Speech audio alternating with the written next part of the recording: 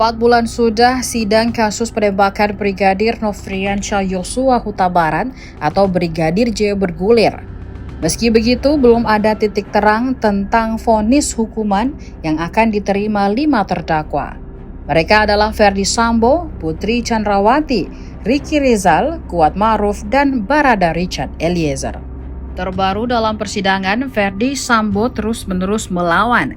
Dia melawan dengan menyebut keterangan 5 saksi ahli yang dihadirkan jaksa penuntut umum tidak benar adanya.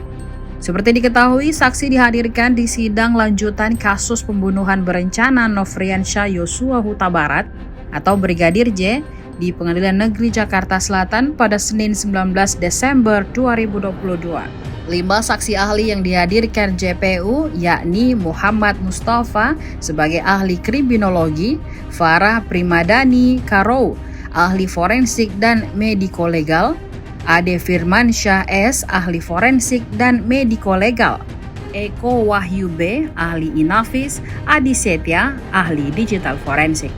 Muhammad Mustafa merupakan ahli kriminologi dari Universitas Indonesia. Farah Primadani merupakan ahli forensik dan mediko-legal Rumah Sakit Bayangkara Polri. Dan ahli dari Pusat Inafis Mabes Polri, Eko Wahyu Bintoro.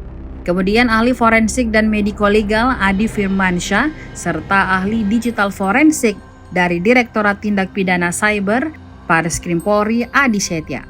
Kepada Mustafa, Sambo menilai bahwa keterangan yang disampaikannya sangat subjektif.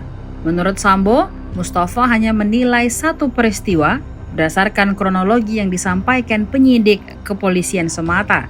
Sementara itu tidak melihat kronologi versi Sambo CS.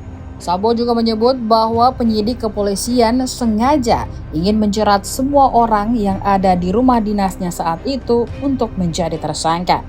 Tak sampai di situ, Sambo juga menjawab keraguan Mustafa yang sebelumnya menyebut bahwa kekerasan seksual atau pemerkosaan yang diduga dilakukan Brigadir J terhadap istrinya belum jelas adanya.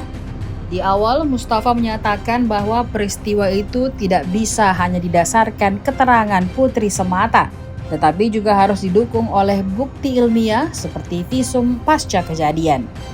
Mengenai hal itu, Sambo pun ngotot bahwa peristiwa itu benar-benar terjadi.